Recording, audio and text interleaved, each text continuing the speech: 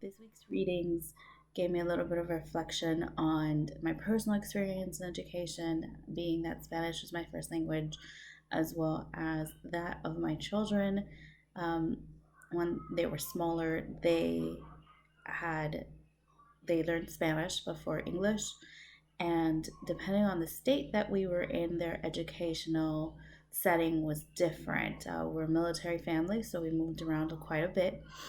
Um, So we had different experiences with them.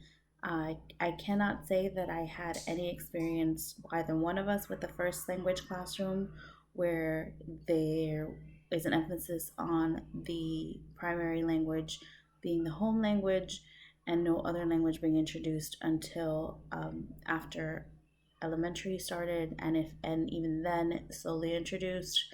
Um, I did have a dual language experience for myself. We had an what they called an inclusion classroom where I had a Spanish teacher and an English teacher talking at the same time or alternating subjects depending on what their curriculum was.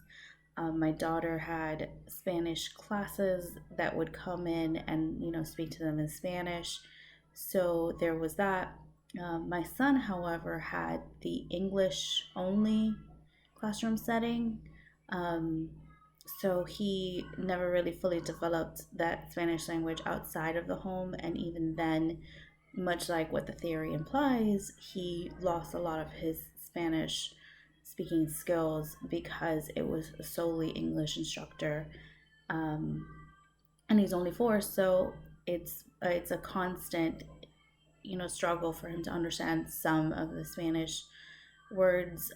We have family members that don't speak any English, so it's harder for them to communicate. And my daughter, now that we are in Virginia, is only in English speaking classes. We have been in and out of states where it's only English speaking classes. I don't know if it's a lack of resource, a lack of teachers that speak the Spanish language, or if that's just their curriculum, a little bit of both.